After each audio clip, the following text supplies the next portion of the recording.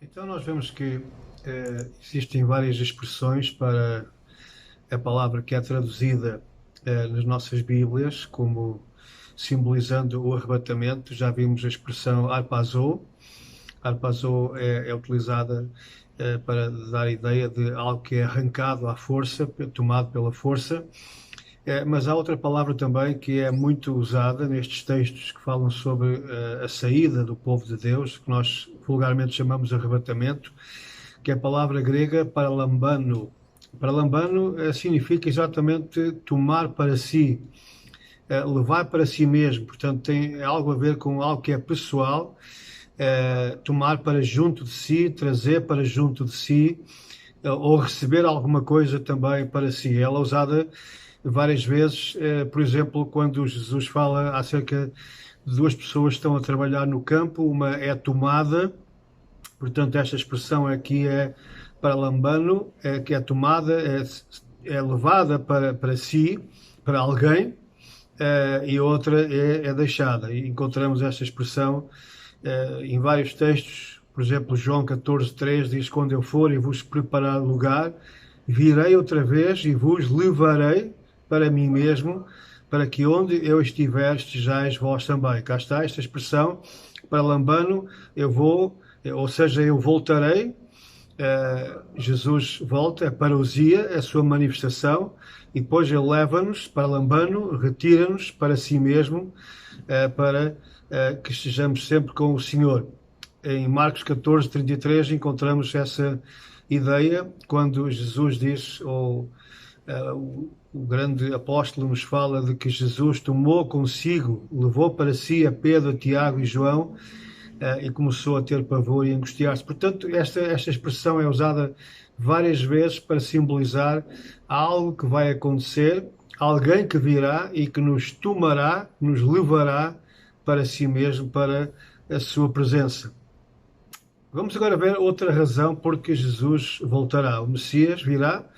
Esta é uma das grandes expectativas, não é uma iminência, porque iminência significa algo que pode acontecer hoje. E isso não é claro, porque nós sabemos que há sinais, nós não sabemos nem o dia nem a hora, mas sabemos que há sinais que nos indicam qual será a época da sua vinda.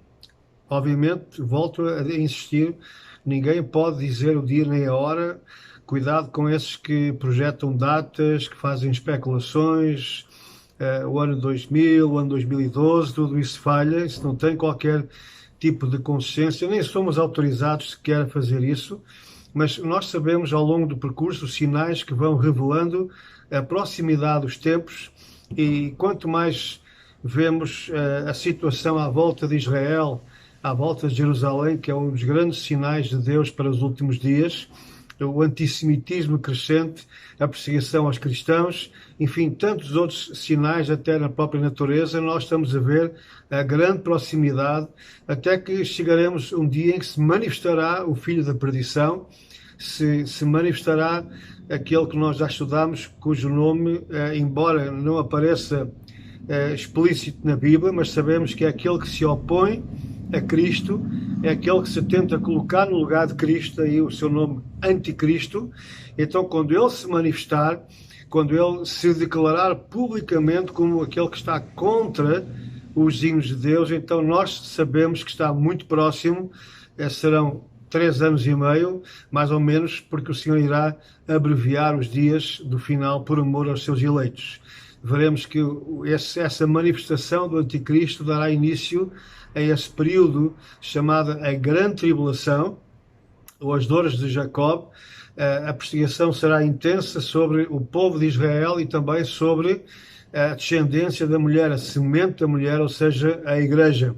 Então, quando o Senhor vir que, de facto, o número de mártires é tão grande, e aquela multidão que já se encontra no céu, as almas que estão clamando: Senhor, até quando é que vais permitir que os nossos irmãos também sejam sujeitos a este sofrimento, a esta matança, a esta perseguição às mãos do anticristo e do seu falso profeta, e também do próprio dragão, Satanás?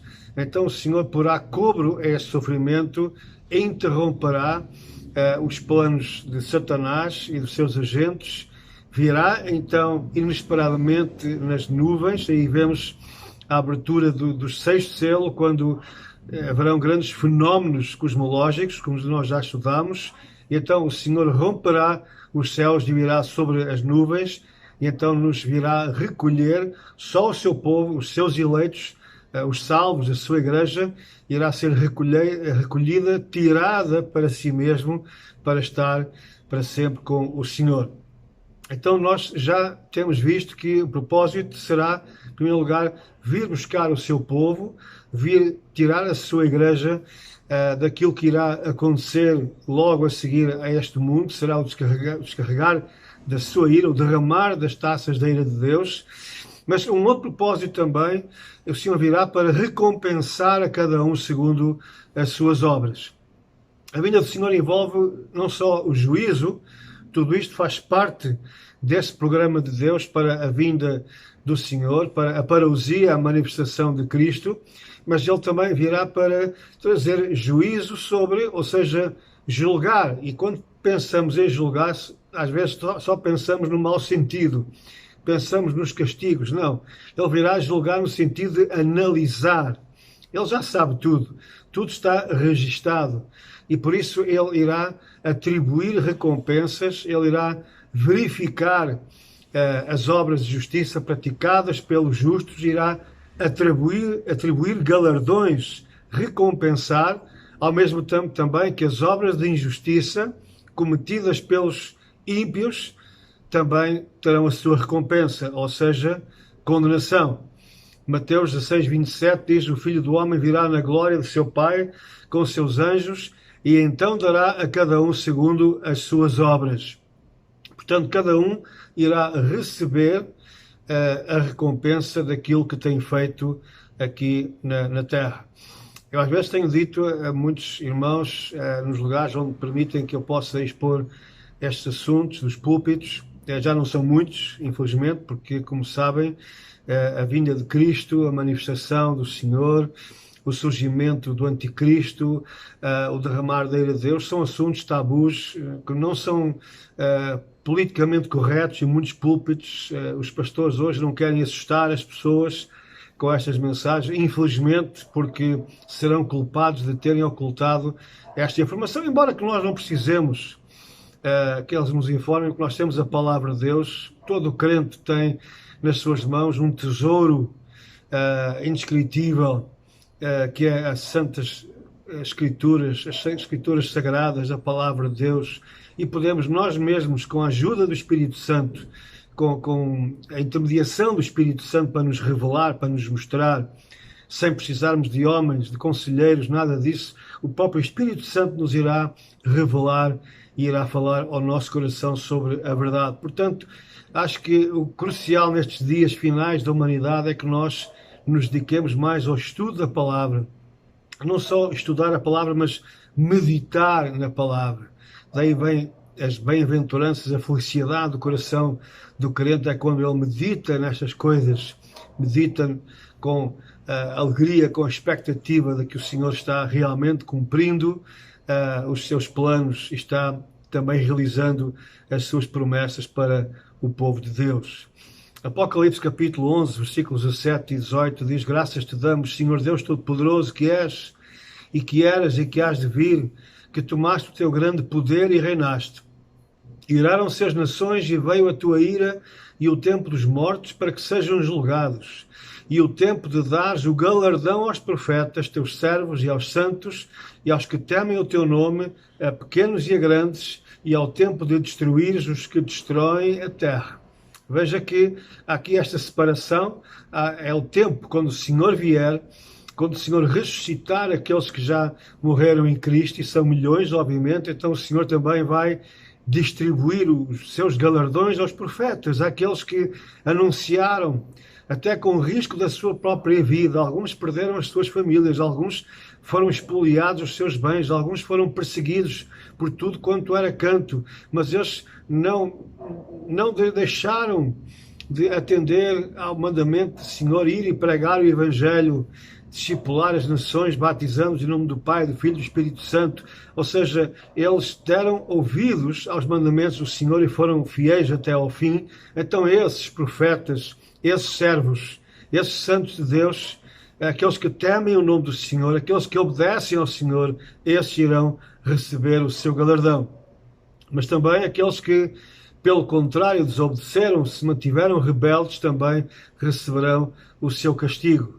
Apocalipse 22:12, o Senhor diz: eis que cedo venho e o meu galardão está comigo para dar a cada um segundo a sua obra.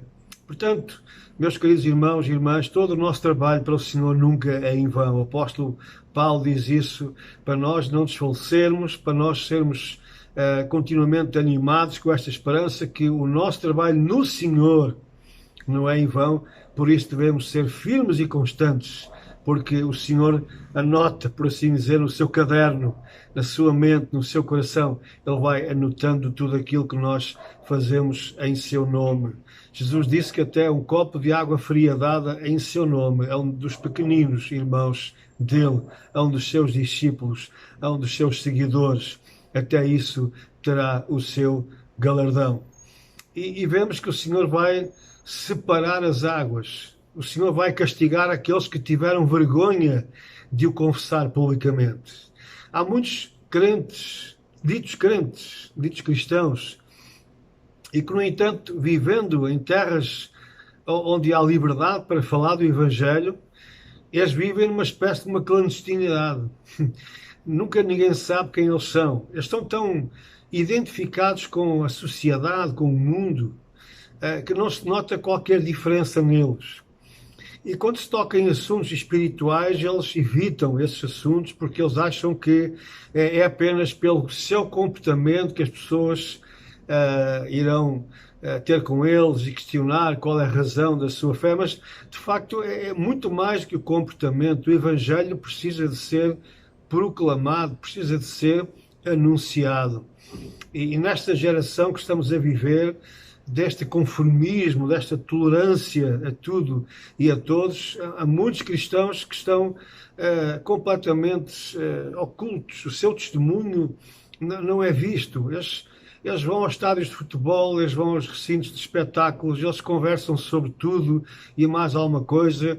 Eles sabem muito de política, sabem muito de futebol, sabem tantas coisas, e não tenho nada contra que nós tenhamos um conhecimento genérico para podermos compreender a nossa sociedade, mas quando nós já nos identificamos ao ponto de já amarmos, já não vivermos sem essas condições, essas situações, então nós já começamos a tomar um caminho que é extremamente perigoso, porque o Senhor Jesus disse que nós não podemos servir a dois senhores. Ou nós servimos a um e aborrecemos a outro. E Jesus também disse que aquele que o amar será aborrecido pelo mundo, será até odiado, assim como fizeram com ele também. Jesus disse: porquanto qualquer que entre esta geração adúltera e pecadora se envergonhar de mim e das minhas palavras, também o Filho do Homem se envergonhará dele quando vier na glória de seu Pai com os santos anjos. Então, quando Jesus vier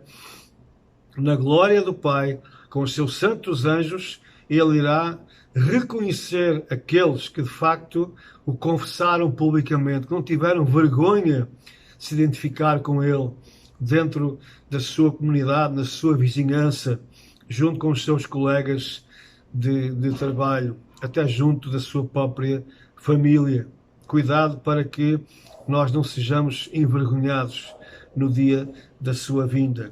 Ele também irá executar justiça divina segundo a obediência ou a desobediência de cada um. Romanos 2, 5 até 8 diz: segundo a tua dureza e teu coração impenitente, e tesouras ira para ti no dia da ira e da manifestação do juízo de Deus, o qual recompensará cada um segundo as suas obras. Veja, o qual recompensará cada um segundo as suas obras, a saber, a vida eterna aos que com perseverança em fazer bem procuram glória, honra e incorrupção, mas a indignação e a ira aos que são contenciosos, desobedientes à verdade e obedientes à iniquidade. Nós temos ouvido muitas vezes que a salvação é unicamente pela graça e pronto, nada temos que fazer. É óbvio que sim. A salvação não depende de nós. A salvação é um ato exclusivo de Deus. A salvação é, de facto, não é uma recompensa, não é um galardão, não é um atributo que Deus nos concede pelo nosso bom comportamento, não. É apenas um ato da misericórdia e da graça do Senhor, é claro que sim. Mas a verdade também é que se nós não perseverarmos, se nós não mantivermos esta comunhão com Deus, então essa salvação não foi real, não serviu para nada. O Senhor irá recompensar não aqueles que um dia levantaram o seu braço e que disseram que queriam aceitar Jesus. É um termo até que nem é bíblico, aceitar Jesus, não existe na Bíblia essa ideia. Jesus não é aceite, Ele é que nos aceita a nós. Jesus é recebido no nosso coração, no nosso interior, na nossa alma, no nosso ser.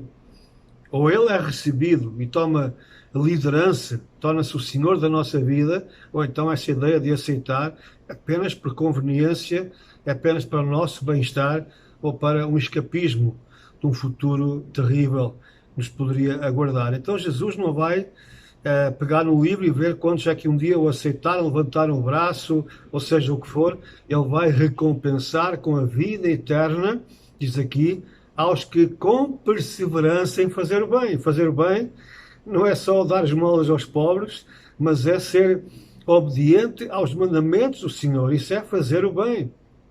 Jesus disse que aquele que o ama obedece aos seus mandamentos.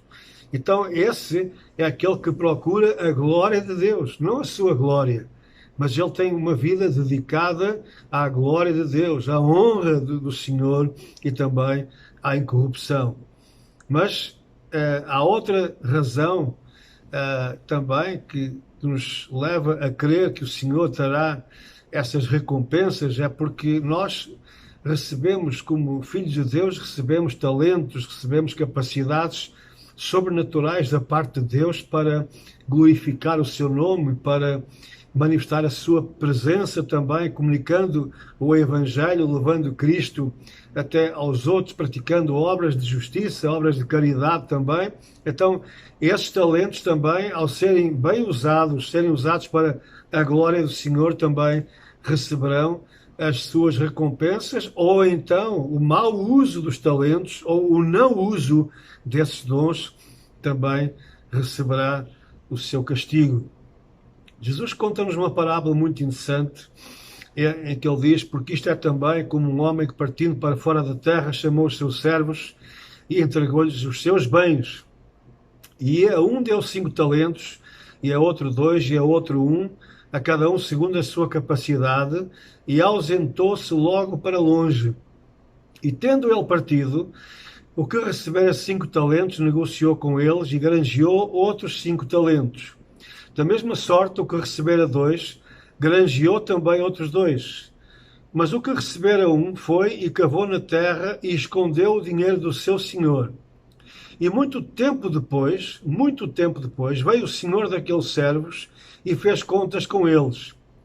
Então aproximou-se o que recebera 5 talentos e trouxe-lhe outros 5 talentos, dizendo, Senhor, entregaste-me 5 talentos, eis aqui outros 5 talentos que granjeei com eles.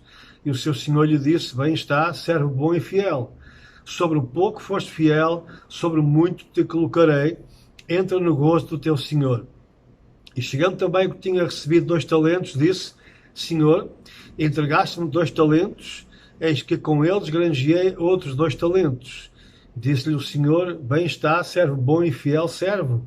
Sobre o pouco foste fiel, sobre o muito te colocarei. Entra no gozo do teu Senhor. Mas chegando também o que recebera 1 talento, disse, Senhor, eu conhecia-te, que és um homem duro, que ceifas onde não semeaste e ajuntas onde não espalhaste. E atemorizado escondi na terra o teu talento. Aqui tens o que é teu. Respondendo, porém, o seu senhor disse-lhe, mau e negligente servo, sabias que ceifo onde não semeei e ajunto onde não espalhei? Devias então ter dado o meu dinheiro aos banqueiros, e quando eu viesse, receberia o meu com juros. Tirai-lhe, pois, o talento e dai-o ao que tem os 10 talentos. Porque a qualquer que tiver será dado e terá em abundância, mas ao que não tiver, até o que tem ser-lhe-á tirado. Lançai, pois, o servo inútil nas trevas exteriores, ali haverá pranto e ranger de dentes. O Senhor atribui ao seu povo estas capacidades para que elas sejam usadas. Como já disse, não para a glória pessoal, não para nos tornarmos populares ou famosos ou distinguidos, elogiados e aplaudidos, como infelizmente tantos gostam, mas é para a glória de Deus. Uns receberão mais, outros menos. O Senhor conhece as nossas capacidades, mas a verdade é que nem que seja um único talento, um único dom, todos nós recebemos algo em que o Senhor investe nas nossas vidas para que seja rentabilizado através de uma perfeita ou uma real atuação. Ou seja, quando o Senhor nos dá alguma coisa, quando Ele coloca alguma coisa nas nossas mãos, é para que nós possamos produzir algo de útil, rentável para o seu reino. Nós não podemos ficar infrutíferos, não podemos ser estéreis e às vezes, tal como Moisés, a única coisa que temos em nossas mãos é uma vara, é um simples cajado, uma coisa tão insignificante, uma coisa feita de pau, não tem de madeira, não é de ouro, não é de prata. Alguns só ambicionam coisas grandes. Quando eu for como Billy Graham, quando eu tiver isto e aquilo, então eu vou servir a Deus. Mas o Senhor perguntou a Moisés: o que é que está nas tuas mãos? Ele disse: um cajado.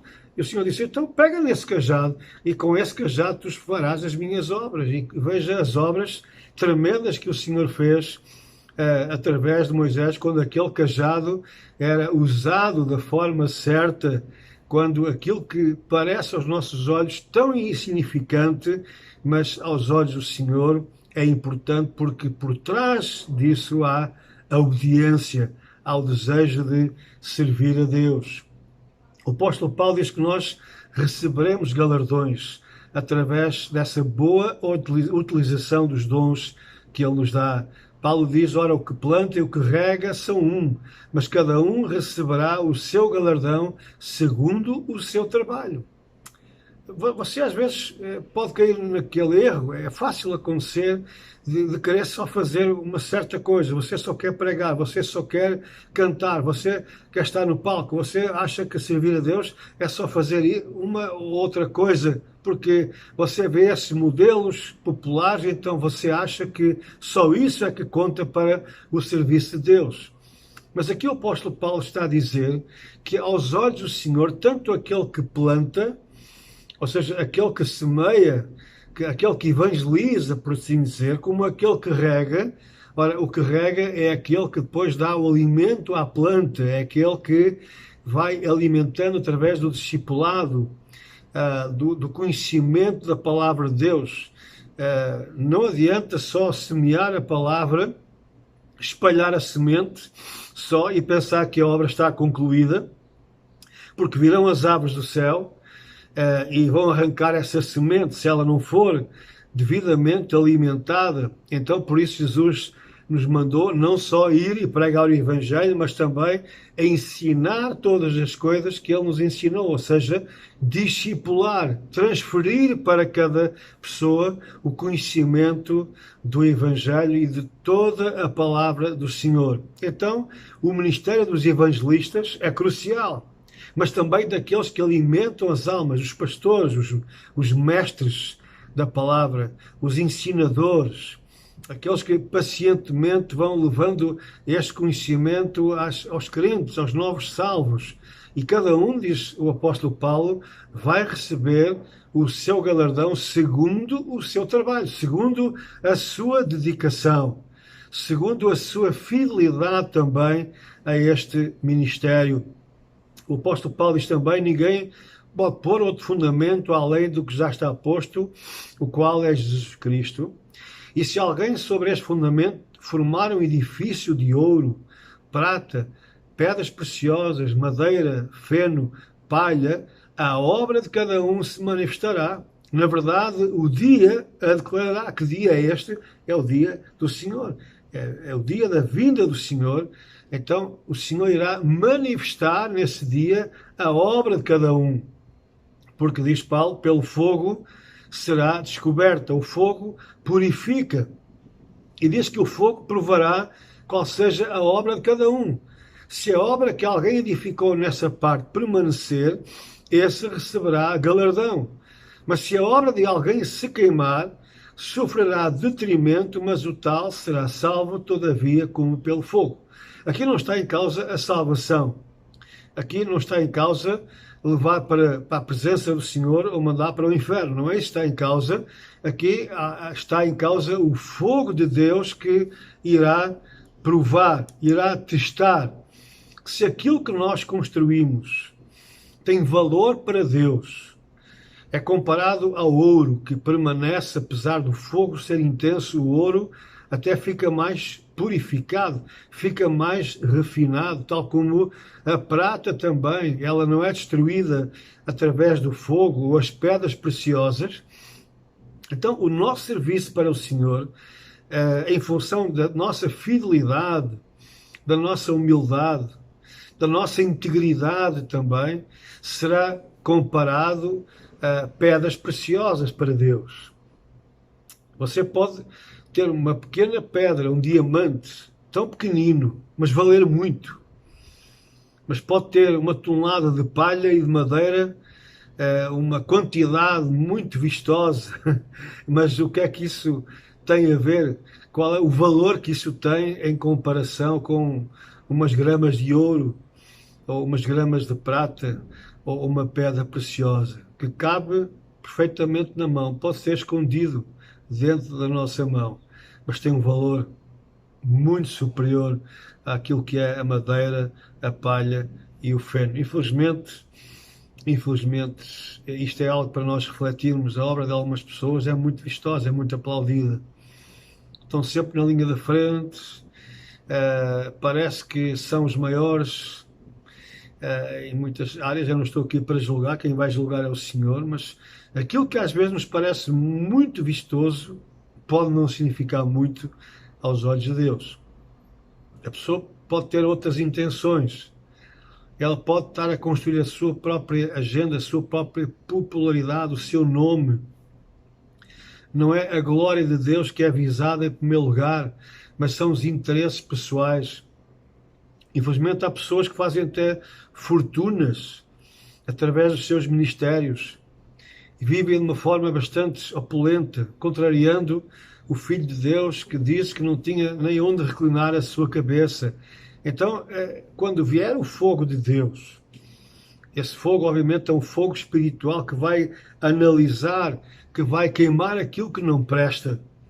E o Senhor está aqui a dizer que alguns, quando manifestarem as suas obras, não se vai aproveitar rigorosamente nada. Elas eram muito volumosas, muito vistosas, mas não vai sobrar nada. Só eles é que vão escapar. Mas diz aqui, mesmo assim, é como pelo fogo. É só pela misericórdia de Deus que eles vão escapar. Então, tenhamos cuidado quando nós fazemos algo para o Senhor. O que é que nós visamos? É a glória do Senhor ou é a nossa própria glória? Será que nós somos fiéis à palavra? Será que nós estamos a cumprir aquilo que o Senhor nos mandou pregar? Será que a nossa mensagem é aquela que foi pregada pelos apóstolos? Será que a nossa atitude é a atitude certa, a atitude correta? Será que as nossas ambições são verdadeiramente a glória de Deus, o crescimento do seu reino? Ou, pelo contrário, é a nossa popularidade, o crescimento do nosso reino?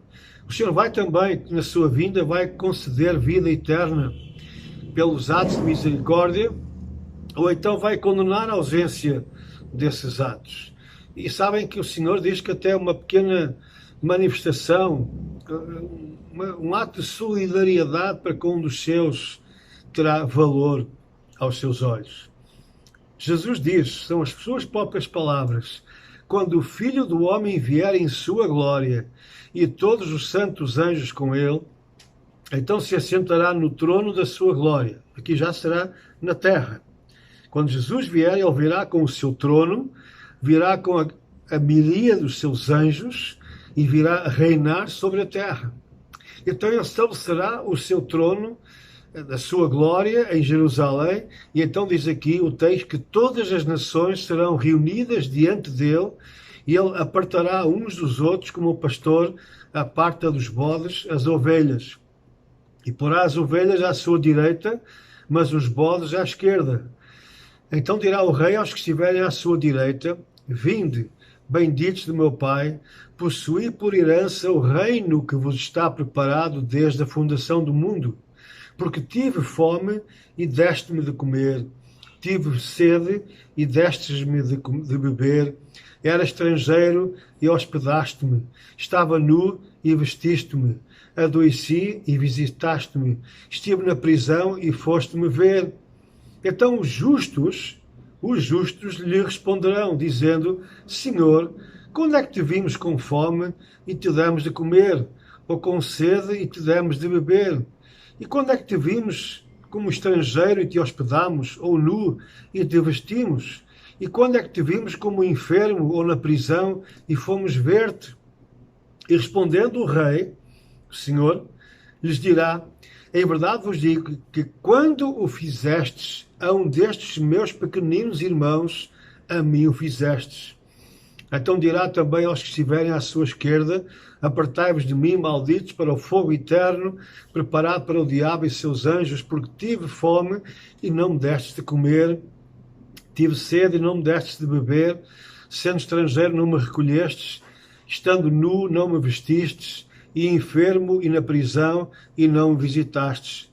Então eles também lhe responderão dizendo: Senhor, quando é que te vimos com fome ou com sede, ou estrangeiro, ou nu, ou enfermo, ou na prisão, e não te servimos?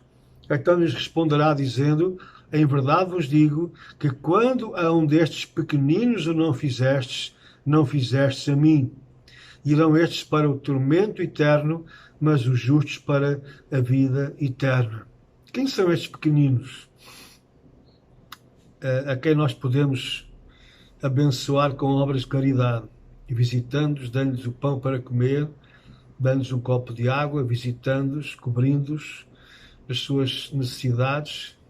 Quando eles estavam presos, nós os fomos visitar, nós fomos solidários com eles. Quem são estes pequeninos? Alguns interpretam como sendo judeus. É claro que muitos judeus precisam do nosso apoio. Ao longo da história, a igreja chamada cristã tornou-se antissemita. Ela perseguiu os judeus, os irmãos físicos de Jesus, e por isso veio a maldição sobre tantos povos e tantas nações.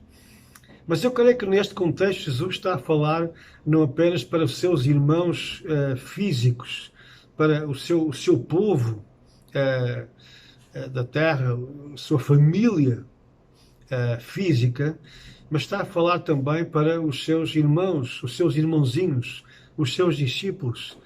São aqueles que são os seus pequeninos, somos nós, a quem ele disse que seriam revelados os mistérios do reino de Deus, mistérios esses que foram ocultos aos chamados sábios e entendidos, mas foram revelados aos seus pequeninos, aos seus discípulos, a nós, os seus seguidores, aos pequenos cristos. A palavra cristão significa um pequeno Cristo, então nós somos os pequeninos, e de cada vez que nós ajudamos um dos nossos irmãos na fé, visitando nas suas necessidades, acudindo quando ele necessita de nós, alimentando, proporcionando a ele um conforto físico ou até às vezes espiritual quando ele necessita.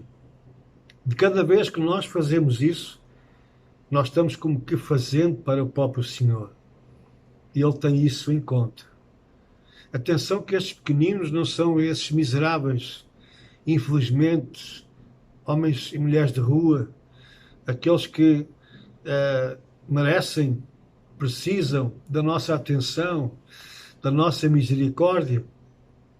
Mas não são esses os pequeninos a que Jesus se refere aqui. O Senhor fala acerca daqueles que se identificam com Ele. São os pequeninos, são aqueles que se consideram nada aos seus olhos, mas que o reconhecem e por isso o seguem como o Senhor das suas vidas. Então cada ato, cada gesto, cada atitude para beneficiar, para ajudar esses pequeninos nossos irmãos que sofrem a perseguição, cada oração que é feita a favor deles, cada pão, cada copo de água, cada oferta, cada ajuda, cada estímulo, então será recompensado pelo Senhor. É importante que nós tenhamos isto em mente, porque o serviço ao Senhor não é só pregar o Evangelho, isso é fundamental. É claro que sim. Não é só ensinar a palavra, isso é crucial também. Mas são pequenos atos que qualquer um de nós pode praticar. É abençoar os outros. É preocuparmos com eles ao ponto de nos sacrificarmos. Pequenos sacrifícios, pequenos gestos que podem não significar muito, mas contam para o Senhor, porque é ao seu povo que nós estamos abençoando. O Senhor, quando vier, também irá julgar. Isso é muito grave.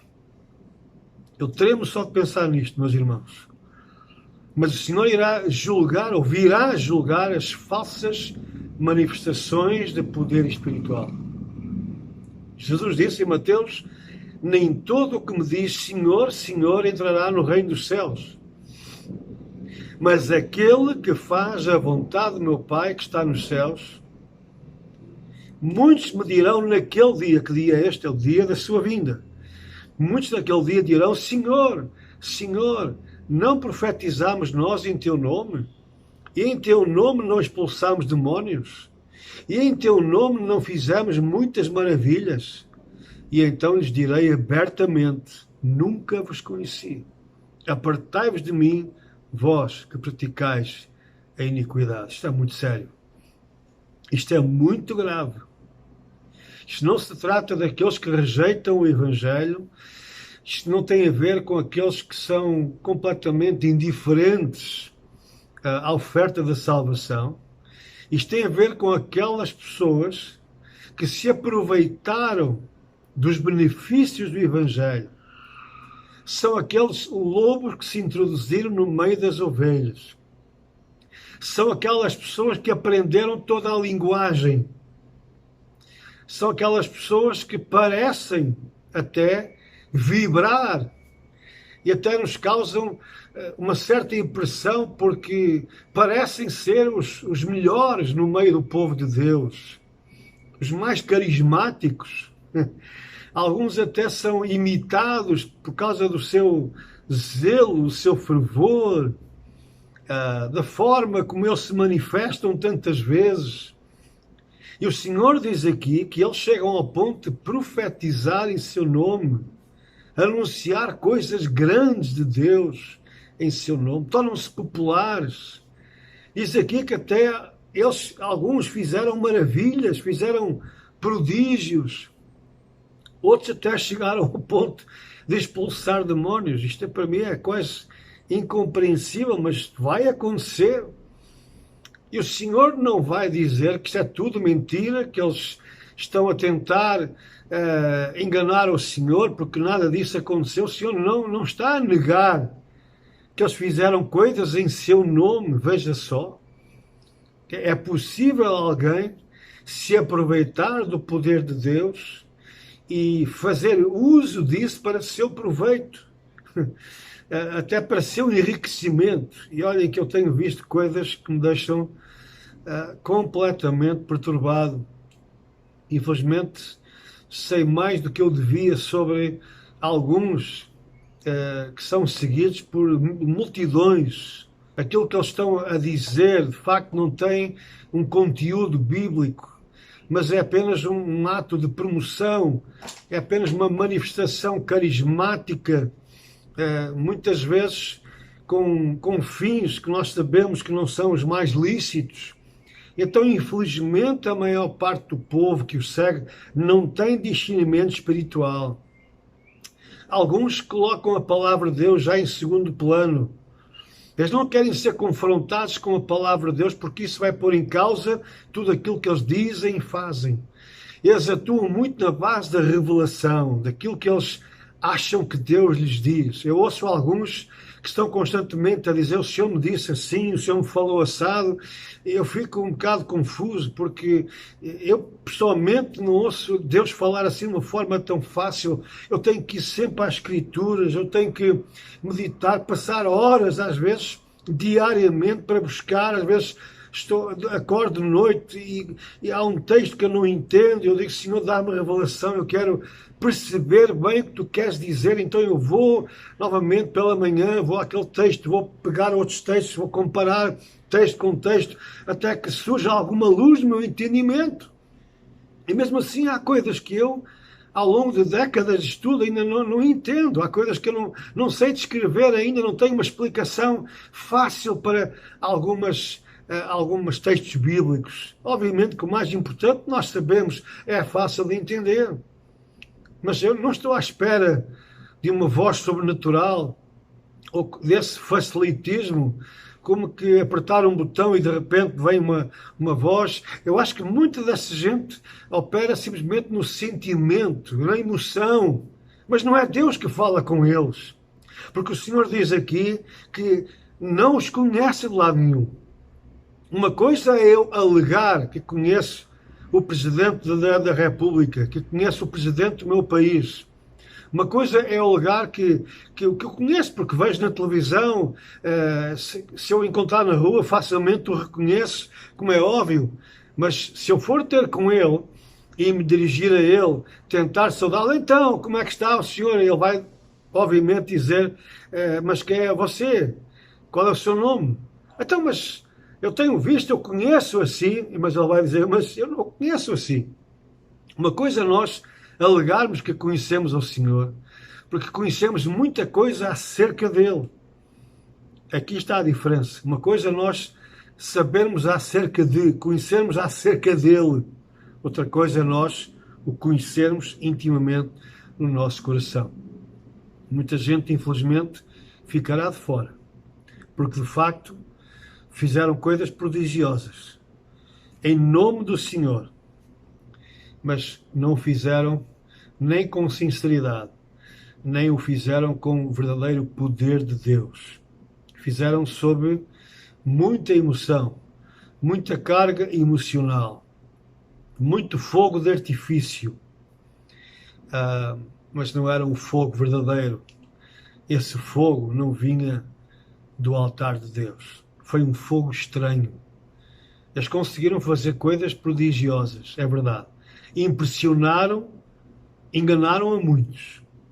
Levaram a muitos para o inferno, infelizmente. Porque não era real, não era verdadeiro, não era fruto da sua comunhão com Deus.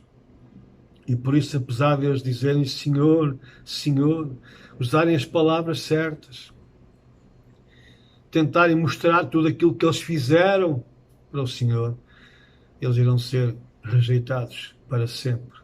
Serão apartados da presença do Senhor. Deus tenha misericórdia de nós, sejamos achados fiéis, sejamos achados dignos desse nome de Cristo nas nossas vidas. Que Ele nos abençoe e tenha misericórdia de nós. Amém.